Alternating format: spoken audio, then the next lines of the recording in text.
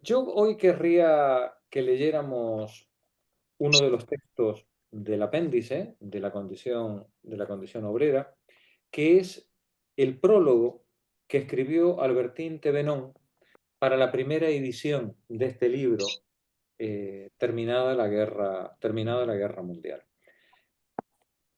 Página 326 del libro.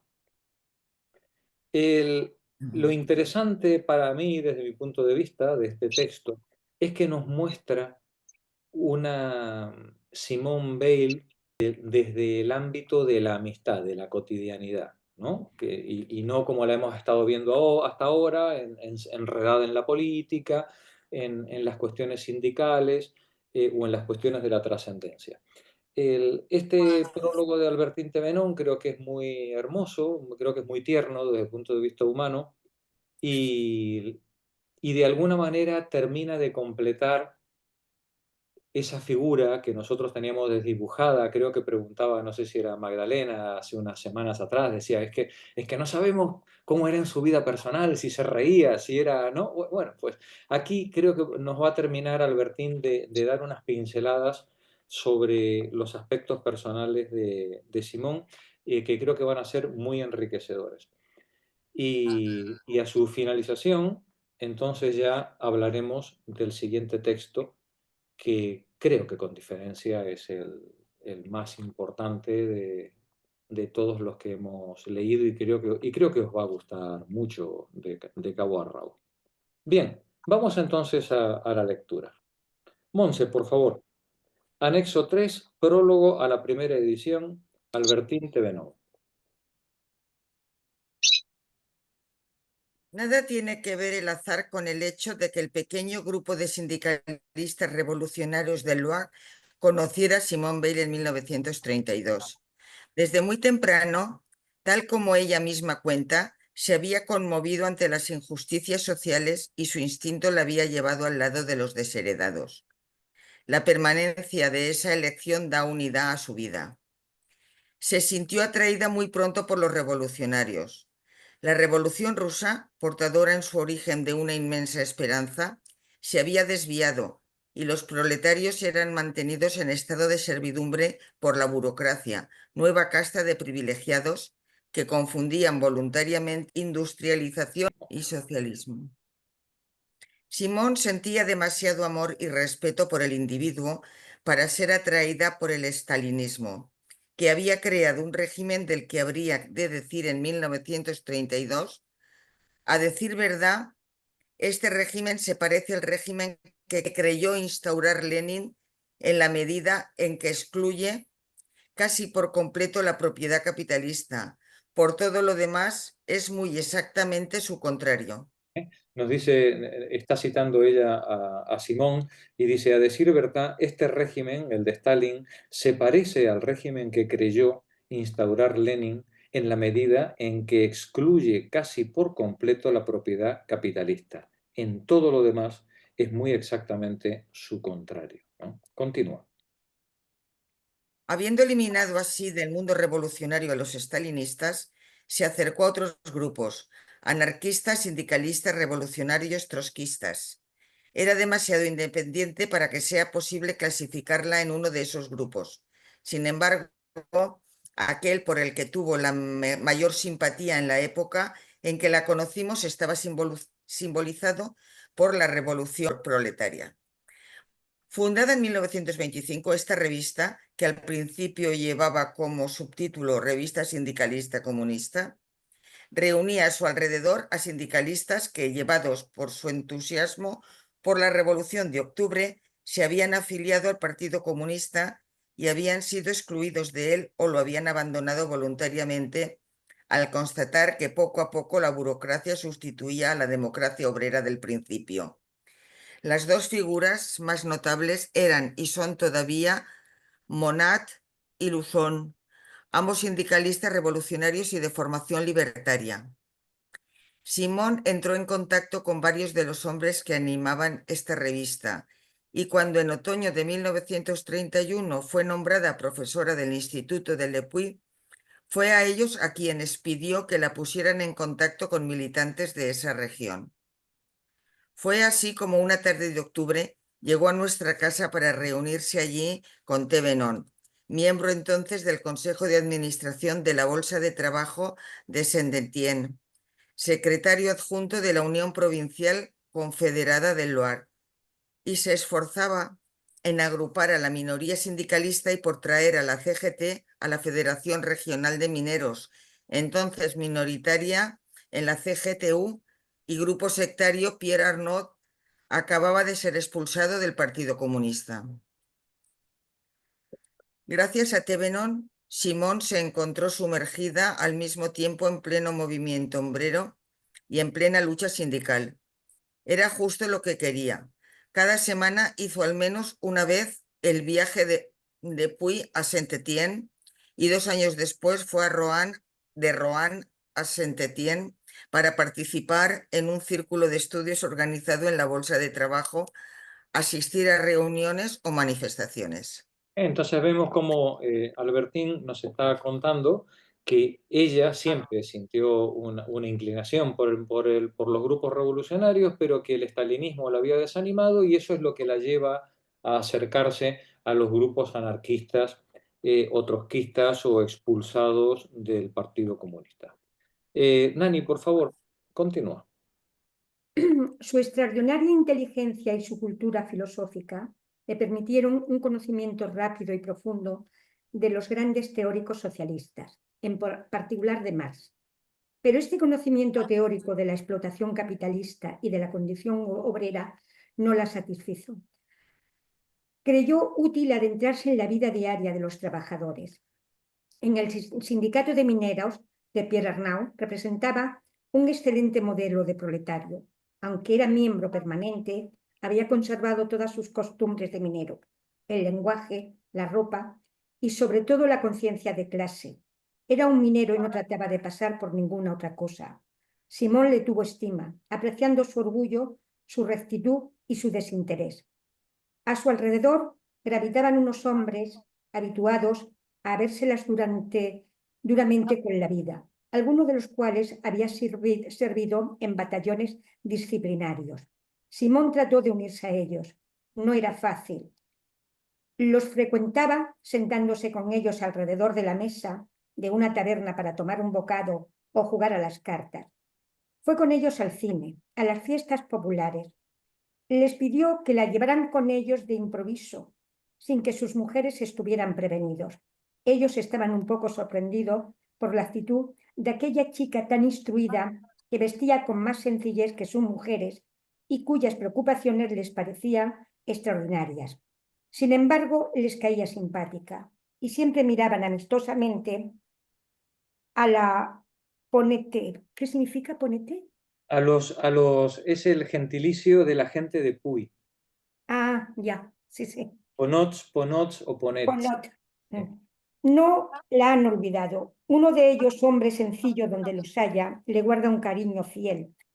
Otro, con quien me encontré hace poco, expresó así su pesar al enterarse de su muerte. No podía vivir, era muy instruida y no comía. Esta doble constatación caracteriza bien a Simón. Por una parte, una actividad cerebral intensa y continua, y por otra, el descuido casi total de la vida material, desequilibrio que no podía conducir más que a una muerte prematura. Lee por favor la nota que está a pie de página. Mi marido se encontró hace algún tiempo con un grupo importante de nuestros antiguos camaradas mineros. Me contó que quedaron abrumados al conocer su muerte. Es decir, era una muchacha que había dejado, bueno, pues una fuerte huella, ¿no? En todo el ambiente en el que ella había participado. Maricruz, sigue tú, por favor.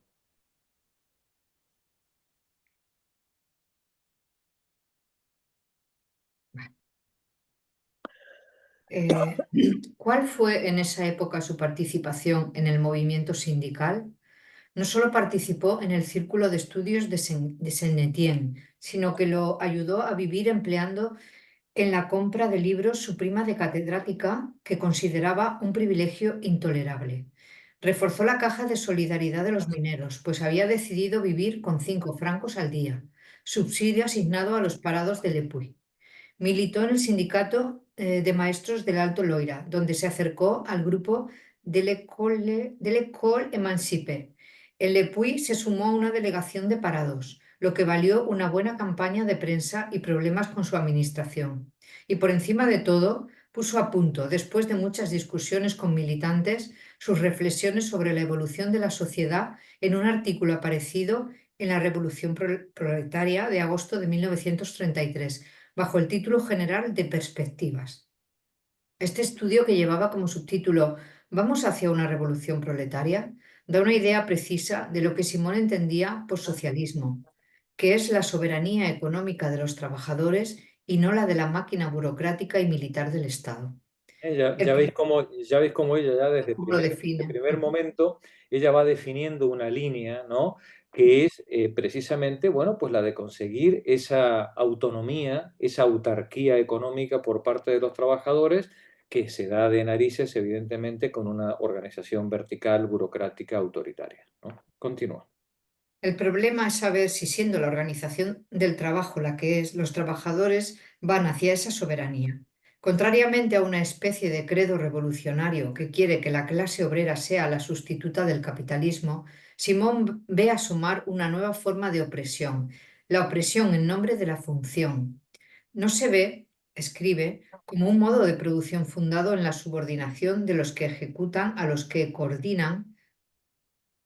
Esto a ver, no se ve, escribe como un modo, como un modo de producción fundado en la subordinación de los que ejecutan a los que coordinan, podría no producir automáticamente una estructura social definida por la dictadura de una casa burocrática, de una casta. Una casta burocrática, casta ¿no? Es decir, vemos que es el problema que atraviesa toda la literatura de Simón, ¿no? Es decir, al final, cuando la clase obrera se tiene que organizar, la clase obrera se organiza para vivir bien, no para vivir mal. Claro. Bien, vivir bien implica aumentar la productividad, implica que no puedes renunciar o no deberías tener que renunciar a los beneficios de la tecnología. Pero la tecnología es la que apoya una gran industria, que es la que permite esos excedentes de producción. Y esa gran industria no se puede llevar adelante sin organización. Pues bien, para que la gran industria pueda funcionar, tiene que haber, o aparentemente pareciera como que no existe otra posibilidad, ¿no? Que haya una casta de ingenieros o de administradores, ¿no?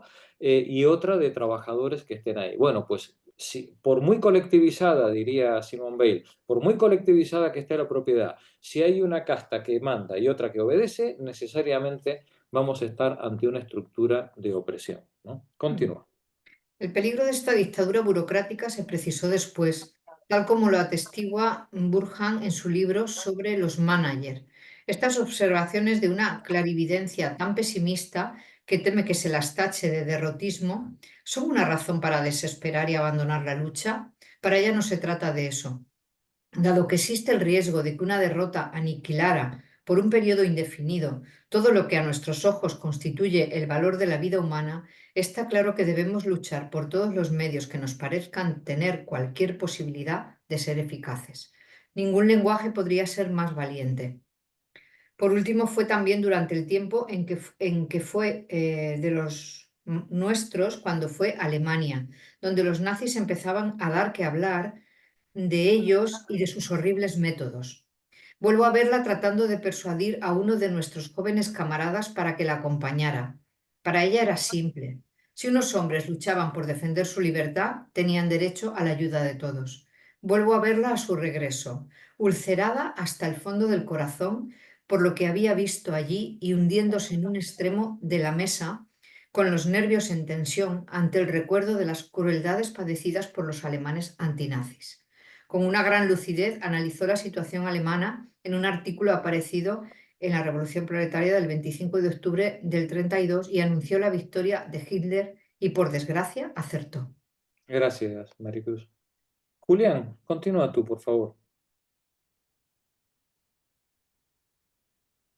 Frecuentar a los mineros, vivir con la paga de un parado, reflexionar y escribir sobre el movimiento obrero no podía bastarle. Lo que parecía esencial tanto a su inteligencia como a su sensibilidad, dos fuerzas aproximadamente iguales en ella, era conocer íntimamente las relaciones entre el trabajo y los trabajadores. Pensaba que no se podía adquirir ese conocimiento más que convirtiéndose uno mismo en trabajador. Por lo tanto, decidió hacerse obrera. Ese fue un grave punto de fricción entre nosotros dos. Yo pensaba y pienso todavía que el estado de proletario es un estado de hecho, no de elección, sobre todo en lo que se refiere a la mentalidad, es decir, a la forma de entender la vida. Esto lo comentamos la semana pasada, ¿no? Es decir, cuando ella elige ir a la fábrica, creo que era Mercedes también que decía, hay un punto falsario, ¿no? En esto, porque realmente, aunque ella está en la fábrica, ella no es como los que tiene a su alrededor, ¿no? Y aquí, Albertín también se ve que también se lo señaló en su momento, ¿no? Dice, ese fue un punto muy grave de fricción entre nosotras dos. Yo pensaba y pienso todavía que el estado proletario, la situación de ser proletario, eso es un estado de hecho, no de elección. Eso no es algo que tú eliges, lo de ser un desposeído. No se elige ser un desposeído que no tienes más remedio que trabajar, ¿no? Y por tanto, como eso no se elige, la manera de pensar y de vivirlo, pues tampoco la puedes suplantar, ¿no? Podrás hacer el mismo trabajo que los demás, podrás estar en la misma fábrica que los demás, pero no eres un proletario, no eres un desposeído como los demás, ¿no? Dice, y esto afecta a la forma de entender la vida. Continúa, Julián. No les tengo ninguna simpatía a las experiencias tipo Rey Carbón, en la que el hijo del patrón va a trabajar de incógnito a las minas de su padre para volver a recobrar, hecho su experimento, la vida de patrón. Pensaba y pienso todavía que las reacciones elementales de una obrera no podrían ser las de una catedrática de filosofía procedente de un medio burgués. Estas ideas eran también las de los 3 o 4 compañeros que formaban el pequeño grupo de amigos de Simón en Saint-Étienne. Se las expresábamos crudamente, incluso tal vez brutalmente, pues nuestras relaciones afectuosas estaban libres de convencionalismo. Otras razones nos empujaban a disuadirla de llevar a la práctica su proyecto, su falta de habilidad manual y su estado de salud. Sufría terribles dolores de cabeza de los que más tarde me escribió que no habían tenido la cortesía de dejarlas. Si en general teníamos razón, nos equivocamos en lo que se refiere a Simón. En primer lugar, realizó su experiencia a fondo y con la mayor honestidad, aislándose de su familia, viviendo en las mismas condiciones materiales que sus compañeros de taller.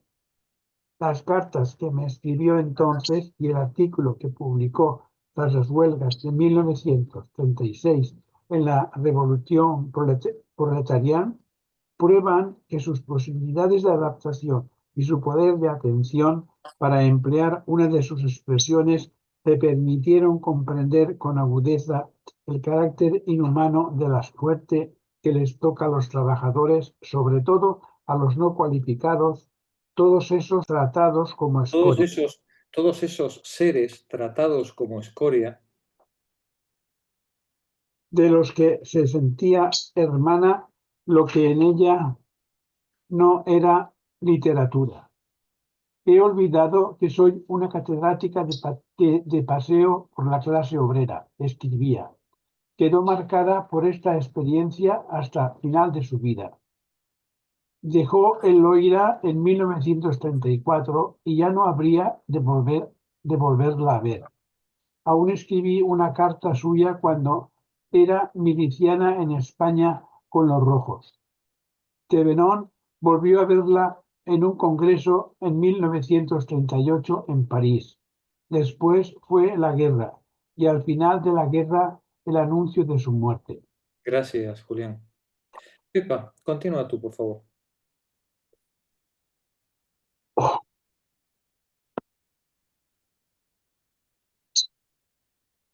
Tal vez un día un militante obrero avisado, que la conociera tan bien como nosotros, sienta la necesidad de aprovechar las enseñanzas de sus diversas experiencias sociales. Por mi parte, que siempre he vivido en el interior del movimiento sindical, sin militar en él, querría simplemente dar testimonio del recuerdo que Simone Weil dejó en algunos compañeros con los que vivió en confianza, en una atmósfera de cálida camaradería. Muchos fueron militantes o lo son todavía. Todos se acuerdan de las discusiones que tuvieron con ella, del rigor despiadado con el que obligaba a pensar, y más de una vez su pensamiento se vuelve aún hacia aquella Simón siempre insatisfecha. Querría decir también la suerte que tuvieron los que la conocieron y apreciaron. Qué bien se estaba a su lado cuando se contaba con su confianza. Uno de sus amigos me escribía hace poco tiempo que fue más poeta en su vida que en sus obras. Es verdad. Era sencilla y aunque su cultura general fuera tan superior a la nuestra, teníamos con ella largas conversaciones en un tono fraternal. Bromeábamos, reía con nosotros, nos pedía que cantáramos y no siempre cosas muy ortodoxas. Ella misma, sentada a los pies de una camita de hierro en una habitación sin ninguna belleza que no admitía otros muebles, nos recitaba a veces versos griegos de los que no comprendíamos nada, pero que a pesar de todo nos divertían a causa del gusto que a ella le daban. En fin, una sonrisa, una mirada hacían de nosotros sus cómplices en algunas situaciones chistosas. Ese lado de un carácter que no se mostraba con frecuencia a causa de la seriedad con la que encaraba de ordinario todas las cosas, tenía un encanto inolvidable. No menos seductora era su ausencia de conformismo y el soplo de libertad que llevaba consigo. Pero había que apreciarlo. Todas estas manifestaciones que nos la hacían querida le valieron irreductibles hostilidades. Tenemos también una profunda alegría por haberla amado cuando era el tiempo. Porque, en fin, si es relativamente fácil admirarla y comprender su grandeza cuando en la soledad de un despacho de trabajo ante un libro abierto nada oculta su profundo pensamiento, hay que reconocer que un buen número de los que pasaron cerca de ella no sospecharon siquiera el ser excepcional que fue. Sin embargo, ante los que la conocieron bien y la amaron cuando era descreída y después la volvieron a encontrar tan profundamente religiosa, su vida aparece con una uniformidad perfecta, pese a su aparente cambio. El movimiento que la empujaba a considerarse y a tratarse como el más desheredado de los desheredados es contrario a la aspiración normal de un ser humano ordinario. Procede a la vez del deseo de conocer la desgracia, que es gratuito, de traducirla, que puede ser eficaz, y de un sentimiento de justicia absoluta. No tengo derecho a nada, puesto que tantos otros seres no tienen derecho a nada. Ahora bien, esta tendencia era muy clara y fácilmente apreciable.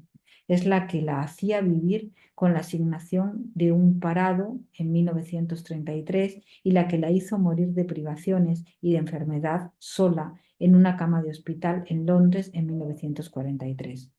Por cruel que sea para nosotros, esta muerte es la conclusión lógica de la vida que Simón había elegido. Como dijo Albert Camus, es un camino solitario, ¿no? El camino de Simone Weil. Continúa. Cuando he tenido que hablar de Simone Weil a mis amigos, casi siempre se han hecho dos reflexiones. ¿Era una santa o también para qué sirve una vida como la suya? En verdad no sé si era una santa, pero muchos revolucionarios, entre los mejores, tienen ese desapego de los bienes materiales y ese deseo de ser uno con los demás, con los más desgraciados. Se llega a revolucionario primeramente por el corazón. En Simón, ese estado de espíritu se alzaba al nivel de un principio riguroso. En cuanto a saber para qué sirvió su vida, esa es la cuestión esencial. Por mi cuenta, yo me rebelé contra las privaciones que se infligía, contra la vida dura que se imponía, y aún hoy me rebelo al pensar que desapareció tan pronto, en gran parte a causa de los sufrimientos que soportó deliberadamente. Pero no es a todos esos sufrimientos gratuitos a los que debe su extraordinario poder de atención que le permitió encontrar en el polvo de la vida cotidiana el grano de pureza que se encontraba en ella. ¿No son esos sufrimientos gratuitos los que han hecho de ella un testigo cuya pureza y sinceridad no pueden ser puestas en duda jamás? ¿No son ellos, por fin, los que le dieron esa admirable compasión que la volvía permeable a cualquier miseria humana? El gran mérito de Simone Weil es haber puesto una armonía total entre su deseo de perfección y su vida, y ello anteriormente a toda influencia religiosa. Su necesidad de perfección era tal, por otra parte, que le impidió entrar en la Iglesia que, siendo obra de los hombres, lleva los estigmas de la imperfección, igual que los movimientos revolucionarios a los que quedó unida por tantos lazos visibles. Las razones que nos hicieron estimarla y quererla siguen enteras. Y, aun así, la abandonamos en el umbral de su vida mística, que nos es muy extraña. Le guardamos un afecto intacto y un recuerdo fiel. Las razones que nos hicieron estimarla y quererla siguen enteras. Y aun si la abandonamos en el umbral de su vida mística, que nos es muy extraña, le guardamos un afecto intacto y un recuerdo fiel. Diciembre de 1950. Muy bonito. Bueno, pues ya veis aquí la amiga querida, ¿no? Albertín, haciendo este recuerdo, ¿no? Dejando este recuerdo de la persona, ¿no? De la persona, no de la intelectual, ¿no? Sino de la persona. Creo que este esbozo que hace Albertín nos permite cerrar un poco muchas cosas sueltas que se nos habían quedado.